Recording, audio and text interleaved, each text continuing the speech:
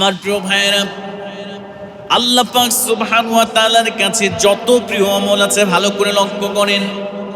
আল্লাহর কাছে যত উত্তম আমল আছে, আল্লাহর কাছে সর্বাধিক প্রিয় যত আমল আছে, তার মধ্যে 5 ওয়াক্ত নামাজ, এইটা আমার আল্লাহ সব থেকে বেশি পছন্দ করে। জোরে বলেন সুবহানাল্লাহ।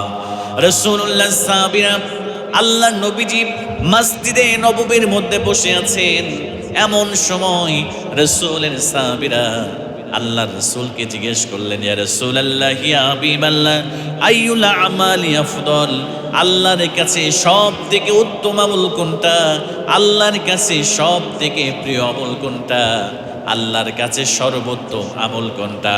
আল্লাহর নবীজি বিশ্বনবী সাল্লাল্লাহু আলাইহি ওয়াসাল্লাম সুন্দর করে জানাই দিলেন, সাহাবীরা শুনে নাও, as-salatu limiqatiha, আল্লাহর কাছে সব থেকে উত্তম আমল হলো, আল্লাহর কাছে সব থেকে প্রিয় আমল হলো, আল্লাহর কাছে সব থেকে উৎকৃষ্ট আমল হলো যারা 5 ওয়াক্ত নামাজ পড়ে এবং সেইটা সঠিক সময় জামাতের সঙ্গে। যারা 5 ওয়াক্ত নামাজ পড়ে, আল্লাহর কাছে সঠিক সময় 5 ওয়াক্ত নামাজ পড়া, এইটা সর্বোত্তম পছন্দনীয় আমল। জোরে বলেন সুবহানাল্লাহ। এরপরে সাহাবায়ে কেরাম আবার বললেন, ইয়া রাসূলুল্লাহ, সুম্মা মাযা ইয়া রাসূলুল্লাহ? এরপরে কোন আমল আল্লাহর কাছে শ্রেষ্ঠ, আল্লাহর কাছে প্রিয়? আল্লাহ নবীজি বিশ্বনবী সাল্লাল্লাহু আলাইহি ওয়াসাল্লাম বললেন, বিররুল ওয়ালিদাইন, পিতামাতার সঙ্গে সদাচরণ করা, এইটা আল্লাহর কাছে 2 নাম্বার পছন্দ। সাহাবায়ে কেরাম আবার বললেন, সুম্মা মাযা ইয়া রাসূলুল্লাহ? এরপরে কোন আমল আল্লাহর কাছে শ্রেষ্ঠ? আল্লাহ নবী সাল্লাল্লাহু আলাইহি ওয়াসাল্লাম বললেন, আল জিহাদু ফি সাবিলিল্লাহ। যারা আল্লাহর রাস্তায় জিহাদ করে, যারা আল্লাহর জমিনে আল্লাহর দ্বীনকে প্রতিষ্ঠিত করার চেষ্টা করে, এইটা আল্লাহ পাকের কাছে 3 নম্বর সর্বোত্তম আমল হিসেবে বিবেচিত। জোরে বলেন সুবহানাল্লাহ। তাহলে আল্লাহর কাছে সব থেকে পছন্দনীয় আমল কয়টা বলেন তো ভাইয়েরা? সবাই বলেন না, কয়টা? 3টা আমল সব থেকে বেশি পছন্দ আমার আল্লাহর কাছে। তার মধ্যে সর্বোত্তম, সর্বপ্রথম র্যাঙ্কিংয়ে প্রথম নম্বরে যেটা, নাম্বার 1 যেটা, সেটা হচ্ছে as-salatu limiqatiha, ওয়াক্ত মতো 5 ওয়াক্ত নামাজ আদায় করা, সময় মতো 5 ওয়াক্ত নামাজ আদায় করা, জামাতের সঙ্গে 5 ওয়াক্ত নামাজ আদায় করা, এইটা হচ্ছে আমার আল্লাহর কাছে সর্বোত্তম আমল। সুবহানাল্লাহ বলবেন না?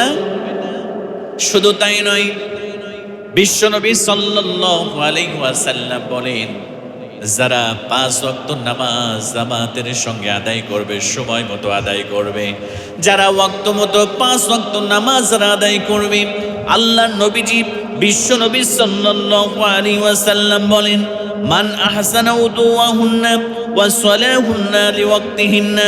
আল্লাহ নবী বিশ্বনবী সাল্লাল্লাহু আলাইহি ওয়াসাল্লাম বললেন, যারা সুন্দর করে ওযু করবে, যারা সুন্দর করে 5 ওয়াক্ত নামাজ আদায় করবে, ওয়া আতিম্মা রুকুআহুন্না ওয়া খুশুআহুন্না, তারা তাদের খুশু নিয়ে, বিনয় নিয়ে তারা রুকু করবে।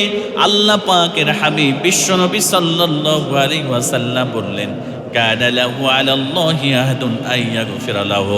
আল্লাহ পাক তাদেরকে প্রতিশ্রুতি দিয়েছেন, ওয়াদা দিয়েছেন, আল্লাহ তাদের জীবনের সব গুনাহগুলো আল্লাহ তাআলা মাফ করে দিবে। জোরে বলেন সুবহানাল্লাহ।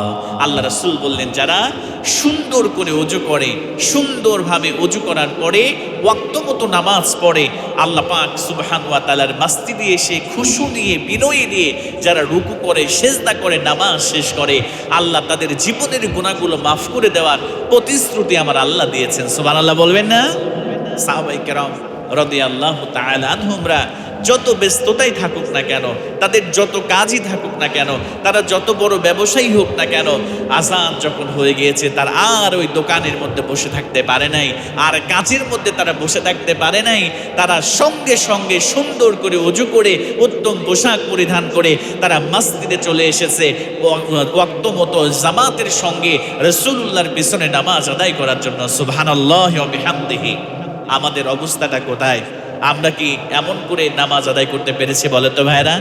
আমরা পারি নাই। আমাদেরকে সময় মতো ওয়াক্ত মতো 5 ওয়াক্ত নামাজ পড়তে হবে।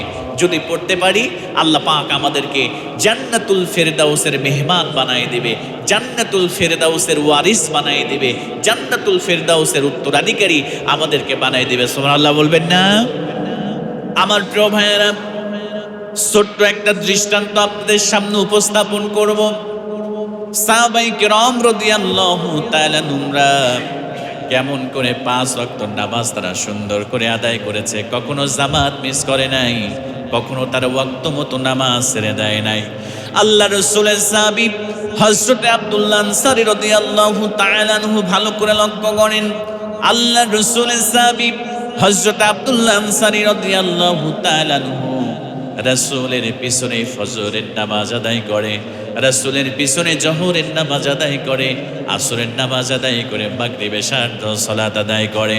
আল্লাহর নবীজি সাল্লাল্লাহু আলাইহি ওয়াসাল্লাম ফজরের নামাজের পরে সাহাবায়ে কেরামদের দিকে ঘুরে আল্লাহর নবীজি বিভিন্ন বিষয় নিয়ে আলোচনা করে, ইসলামের বিভিন্ন বিধিবিধান নিয়ে আলোচনা করে। কিন্তু আব্দুল্লাহ আনসারী রাদিয়াল্লাহু তাআলা আনহু সবার পরে মসজিদে নববীতে নামাজের জন্য আসে, আবার রাসূলের পিছনে নামাজ আদায় করে সবার প্রথম মসজিদ থেকে বের হয়ে আবার বাড়ির দিকে তিনি রওনা দিয়ে দেয়। মাগরিবের নামাজের সময় একই দৃশ্য, আব্দুল্লাহ আনসারী রাদিয়াল্লাহু তাআলা আনহু সবার পরে মসজিদে নববীর মধ্যে প্রবেশ করে, সবার প্রথমে আবার মসজিদ থেকে বের হয়ে বাড়ির দিকে তিনি রওনা করে দেয়।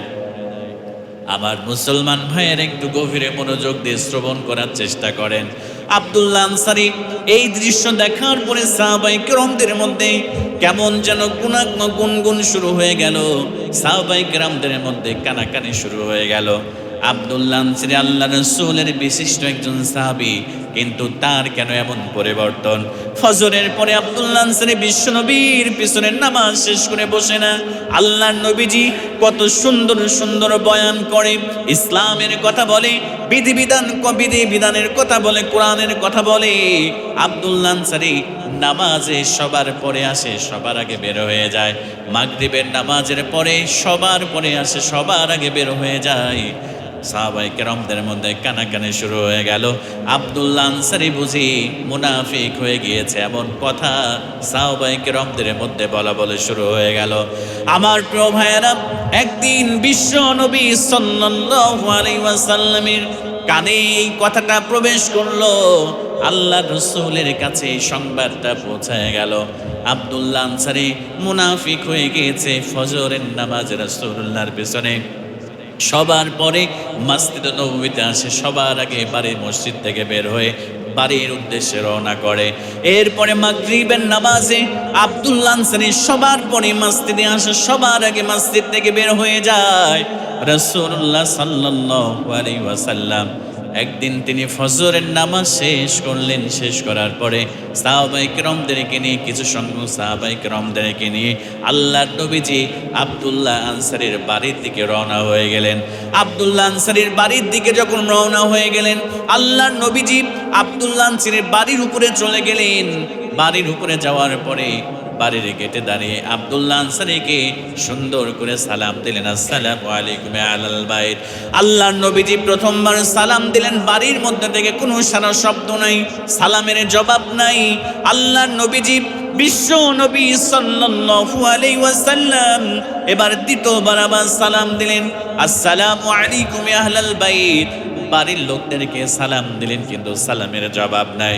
সাহাবায়ে কেরামরা রাগান্বিত হয়ে গেল, আল্লাহর নবী গো, আপনি বাড়ির উপরে এসে আব্দুল্লাহ আনসারীকে সালাম দেন, তবু আব্দুল্লাহ আনসারী আপনার সালামের জবাব দেয় না, কত বড় বেয়াদব হয়ে গিয়েছে। ইয়া রাসূলুল্লাহ, ইয়া হাবিবাল্লাহ। আল্লাহর নবী আবার তৃতীয়বার সালাম দিলেন, বাড়ির বাইরে থেকে কেটে দাঁড়ায় সালাম দিলেন। তৃতীয়বার যখন রাসূলুল্লাহ সালাম দেওয়ার পরে সালামের জবাব নাই, আল্লাহর নবী সাল্লাল্লাহু আলাইহি ওয়াসাল্লাম আর দেরি করলেন না। এবার আব্দুল্লাহ আনসারীর বাড়ি থেকে সাহাবায়ে কেরামদেরকে নিয়ে আল্লাহর নবীজি সেইখান থেকে আবার তিনি প্রস্থান করলেন, সেখান থেকে চলে আসার জন্য উদ্যত হয়ে গেলেন। আল্লাহর নবীজি কিছু দূর পথ যখন অতিক্রম করেছে, হঠাৎ করে পিছন দিক থেকে আব্দুল্লাহ আনসারী কান্না করতে করতে আল্লাহর নবীজিকে এসে সালাম দিলেন, ইয়া রাসূলুল্লাহ, ইয়া হাবিবাল্লাহ, আপনি চলে যাইতেছেন মনে কষ্ট পেয়ে, কিন্তু ইয়া রাসূলুল্লাহ ইয়া হাবিবাল্লাহ, আমি আপনার সালামের প্রথম সালাম শুনেছি, দ্বিতীয় নাম্বার সালামও শুনেছি, তৃতীয় নাম্বার সালামও শুনেছি। ইয়া রাসূলুল্লাহ ইয়া হাবিবাল্লাহ, আমি আপনাকে ব্যাখ্যা করার আগে চলেন একটু আমার বাড়ির মধ্যে যাই, একটু বাড়ির মধ্যে আপনি প্রবেশ করেন, তারপরে আপনাকে ব্যাখ্যা করব কেন আপনার সালামের জবাব আমি আব্দুল্লাহ আনসারী দিতে পারি নাই। আল্লাহর নবীজি সাল্লাল্লাহু আলাইহি ওয়াসাল্লাম, রাসূলুল্লাহ সাল্লাল্লাহু আলাইহি ওয়াসাল্লাম এবার আব্দুল্লাহ আনসারীর বাড়ির মধ্যে যখন প্রবেশ করলেন, আল্লাহর নবী সাল্লাল্লাহু আলাইহি ওয়াসাল্লামকে আব্দুল্লাহ আনসারী ঘরের মধ্যে একটা গর্ত দেখায় দিলেন, একটা বড় গর্ত দেখায় দিলেন, যে গর্তের উপরে দাঁড়াইলে ভিতরে দেখা যায় না, এমন একটা গর্ত আল্লাহ রাসূলকে দেখায় দিলেন। আব্দুল্লাহ আনসারীকে বললেন, আল্লাহ রাসূল জিজ্ঞেস করলেন, আব্দুল্লাহ আনসারী কেন এই গর্ত করেছো ঘরের মধ্যে, কেন তুমি এই গর্ত করেছো একটু আমারে বলো। হযরত আব্দুল্লাহ আনসারী চোখ দিয়ে দরদর করে পানি ছেড়ে দিলেন। আল্লাহ রাসূল সাল্লাল্লাহু আলাইহি ওয়াসাল্লামের সামনে কান্নায় ভেঙে পড়লেন। হযরত আব্দুল্লাহ আনসারী রাদিয়াল্লাহু তাআলা ডাক দিয়ে বলে, ইয়া রাসূলুল্লাহি ইয়া হাবিবাল্লাহ, আল্লাহর রাস্তায় আমার সম্পদ যা ছিল সব আমি আল্লাহর কোরআনের জন্য, ইসলামের জন্য আমি ব্যয় করে দিয়েছি, জিহাদের জন্য ব্যয় করে দিয়েছি। আমার জাগতিক সম্পদ বলতে কিছুই নাই। ইয়া রাসূলুল্লাহ ইয়া হাবিবাল্লাহ, আমাদের জাগতিক সম্পদ বলতে তেমন কিছুই নাই। আমাদের জাগতিক সম্পদ বলতে ইয়া রাসূলুল্লাহ ইয়া হাবিবাল্লাহ, আমাদের ভালো তেমন কোনো কাপড় নেই। আমার এবং আমার স্ত্রীর একটা মাত্র কাপড় আছে। ইয়া রাসূলুল্লাহ ইয়া হাবিবাল্লাহ, আমি যখন ফজরের নামাজের জন্য মসজিদের দিকে রওনা করি, আমার স্ত্রী এই গর্তের মধ্যে প্রবেশ করে উলঙ্গ অবস্থায়, আমি সেই কাপড় নিয়ে ফজরের নামাজে যাই। ইয়া রাসূলুল্লাহ, ফজরের নামাজের পরে বেশি ওয়াক্ত থাকে না, সূর্যটা উদয় হতে আর বেশি সময় লাগে না। ইয়া রাসূলুল্লাহ ইয়া হাবিবাল্লাহ, এই জন্য আমি তাড়াতাড়ি করে আমি ফজরের নামাজ শেষ করে আমার মনে চায় আপনার পিছনে বসে আপনার কোরআনের কথাগুলো শুনি, আপনার মুখের মধুর বাণীগুলো শুনি, জীবনকে পরিবর্তন করি। কিন্তু ইয়া রাসূলুল্লাহ, যেহেতু ফজরের নামাজের পরে তেমন সময় থাকে না সূর্যোদয় হওয়ার জন্য, এজন্য আমি তাড়াতাড়ি চলে আসি। আবার মাগরিবের নামাজের পরে তেমন বেশি ওয়াক্ত থাকে না, বেশি সময় থাকে না ইয়া রাসূলুল্লাহ, এজন্য মাগরিবের নামাজের পরে আমি আব্দুল্লাহ আনসারী আর দেরি করতে পারি না। ইয়া রাসূলুল্লাহ ইয়া হাবিবাল্লাহ, আমি তাড়াতাড়ি করে নামাজ শেষ করে বাসায় আসার পরে আমার কাপড়টা আমার স্ত্রীকে খুলে দিই, আমার স্ত্রী সেই কাপড়টা পরিধান করে, আমি আবার ওই গর্তের মধ্যে প্রবেশ করি। ইয়া রাসূলুল্লাহ ইয়া হাবিবাল্লাহ, অভাব অনটনের সংসারে দীর্ঘদিন হলো কাপড় কেনার মতো সামর্থ্য হয় না, তেমন তো খাবারই খেতে পারি না, কেমন করে আমি কাপড় কিনবো ইয়া রাসূলুল্লাহ ইয়া হাবিবাল্লাহ। আজ কয়েকদিন হয়ে গেল আমাদের একটা মাত্র কাপড়, এই একটা মাত্র কাপড় দিয়া আমি আমার স্ত্রী 5 ওয়াক্ত নামাজ পড়ি ইয়া রাসূলুল্লাহ ইয়া হাবিবাল্লাহ। ওগো আল্লাহর নবীজি, এই একটা মাত্র কাপড় দিয়া আমি আব্দুল্লাহ আনসারী আমার স্ত্রী 5 ওয়াক্ত নামাজ পড়ি। আল্লাহর কসম করে বলছে ইয়া রাসূলুল্লাহ, আজ পর্যন্ত আমার এবং আমার স্ত্রীর 1 ওয়াক্ত নামাজও কাজা হয় নাই। জোরে বলেন সুবহানাল্লাহ। আমার মুসলমান ভাইয়েরা, এবার নিজের জীবনের সাথে আপনি মিলান। আমাদের শোকেসের মধ্যে, আমাদের ক্যাবিনেটের মধ্যে, আমাদের আলমারির মধ্যে আমাদের কত জামা, কত পাঞ্জাবি, কত শার্ট, কত জুব্বা। ও প্রিয় ভাইয়েরা, আমরা নামাজে গড়িমসি করি, আমরা অনেক সময় পোশাক থাকতে পোশাকের অজুহাতে নামাজের জন্য মসজিদে আমরা আসি না। আমার মা বোনেরা আলমারিতে কত শাড়ি, 10টা 20টা শাড়ি আছে, 10টা 3 পিস আছে, এরপরে মা বোনেরা নামাজ পড়ে না।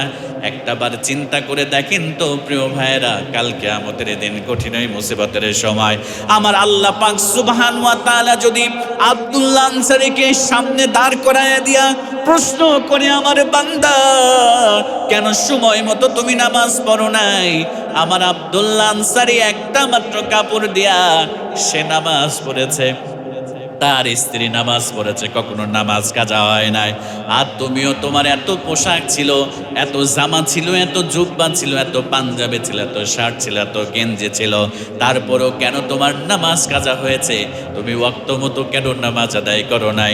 আমার প্রিয় ভাইয়েরা, সেই দিন আল্লাহর দরবারে, আল্লাহর কাঠগড়ায় আমাদের জবাব দেওয়ার মতো আমাদের আর কোনো উত্তর সেই দিন থাকবে না। কথা বলেন ঠিক কিনা? এজন্য আমার প্রিয় ভাইয়েরা, 5 ওয়াক্ত নামাজ আমরা যারা পড়ি, ওয়াক্ত মতো, সময় মতো 5 ওয়াক্ত নামাজ পড়তে হবে, জামাতের সহিত 5 ওয়াক্ত নামাজ পড়তে হবে। আল্লাহ পাক সুবহানাহু ওয়া তাআলা সেইটাই সুন্দর করে ঘোষণা করে দিলেন, বান্দারা তোমরা যদি 5 ওয়াক্ত নামাজ জামাতের সঙ্গে আদায় করতে পারো, নামাজকে সংরক্ষণ করতে পারো, আল্লাহ পাক সুবহানাহু ওয়া তাআলা বললেন, ওয়াল্লাযীনা হুম আলা সালাওয়াতিহিম ইউহাফিযুন, যারা 5 ওয়াক্ত নামাজ যথাসময়ে আদায় করবে, যারা 5 ওয়াক্ত নামাজ যারা সংরক্ষণ করবে, জামাতের সঙ্গে আদায় করবে, আল্লাহ পাক সুবহানাহু ওয়া তাআলা তাদেরকে জান্নাতুল ফিরদাউসের ওয়ারিস বানায় দিবে। জোরে বলেন সুবহানাল্লাহ।